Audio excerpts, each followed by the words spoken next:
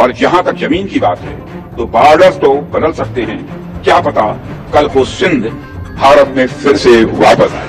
ভারত ও পাকিস্তানের সাম্প্রতিক সংঘাত ও কূটনৈতিক অচলাবস্থার মুখে নতুন বিতর্ক সৃষ্টি করলেন ভারতের প্রতিরক্ষা মন্ত্রী রাজনাথ সিং। পাকিস্তানের সিন্ধু প্রদেশ কোনো একদিন ভারতের অন্তর্ভুক্ত হতে পারে বলে মন্তব্য করেছেন তিনি। এর কড়া জবাব দিয়েছে পাকিস্তান। প্রতিবেশী দেশের পররাষ্ট্র মন্ত্রণালয়ের এই ধরনের উস্কানিমূলক মন্তব্য না করার পরামর্শ দিয়ে বলেছে, ভারত বরং তার নাগরিকদের, বিশেষ করে সংখ্যালঘুদের সুরক্ষা নিশ্চিত করুক, দেশের উত্তর পূর্বাঞ্চলের মানুষের অভাব অভিযোগের সমাধান করুন। ভারতের প্রতিরক্ষা মন্ত্রীর মন্তব্যকে সম্প্রসারণবাদী ও বিভ্রান্তিকর মনোভাব বলে জানিয়ে পাকিস্তান বলেছে, এই ধরনের মন্তব্য আন্তর্জাতিক আইনের পরিপন্থী। রাজনাথ সিং পাকিস্তানের সিন্ধু প্রদেশ নিয়ে ওই মন্তব্য করেছিলেন গতকাল রোববার। দিল্লিতে সিন্ধি সমাজ আয়োজিত এক সম্মেলনে তিনি যোগ দিয়েছিলেন। সেখানে ভাষণ দেওয়ার সময় তিনি ভারতের সাবেক উপপ্রধানমন্ত্রী ও বিজেপির শীর্ষ নেতা লালকৃষ্ণ আদভানির বলা কিছু কথা তুলে ধরেন। আদভানি নিজে সিন্ধি ছিলেন, সিন্ধি সমাজ নিয়ে অনেক কিছু লিখেছেন। আদভানির সেই রকম এক লেখার কথা উল্লেখ করে রাজনাথ বলেন, এক বইয়ে তিনি লিখেছিলেন, সিন্ধু প্রদেশের হিন্দুরা, বিশেষ করে যারা তার প্রজন্মের মানুষ, তারা ভারত থেকে ওই প্রদেশে আলাদা হয়ে যাওয়া মেনে নিতে পারে। শুধু সিন্ধিরাই নয়, গোটা দেশ সিন্ধু নদকে পবিত্র মনে করে। এরপরেই রাজনাথ বলেছিলেন, সিন্ধু প্রদেশ আজ ভারতের অংশ নয়, কিন্তু তাতে কি? সভ্যতার বিচারে সিন্ধু প্রদেশ সবসময় ভারতের অংশ হিসেবে বিবেচিত। বাকি হলো ভূখণ্ডের কথা, সীমান্ত তো বদলাতেই পারে। কে বলতে পারে কোনো একদিন সিন্ধু প্রদেশ ভারতের অংশ হবে না?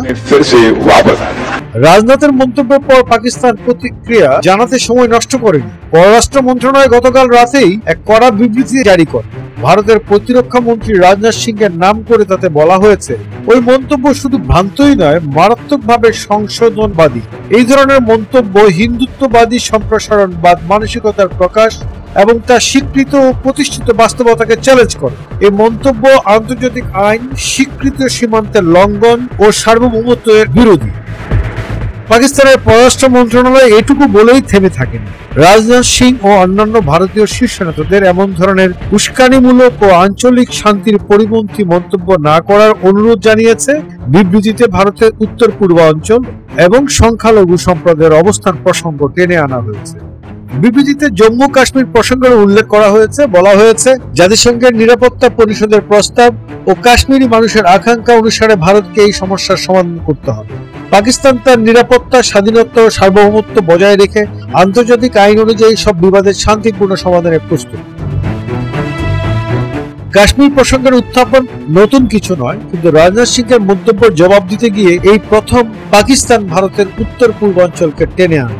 পাকিস্তানের বিবৃতিতে বলা হয়েছে, ভারতের উত্তর পূর্বাঞ্চলের মানুষেরা নিপীড়িত, যাদের অনেককে প্রান্তিক থাকতে বাধ্য করা হচ্ছে, পরিচিতির ভিত্তিতে নিপীড়ন এবং সময়ে সময়ে রাষ্ট্রীয় সন্ত্রাসের শিকার হচ্ছে। বিবৃতিতে পাকিস্তানের পররাষ্ট্র মন্ত্রণালয় বলেছে, ভারত বরং এই দিকেই নজর দিক।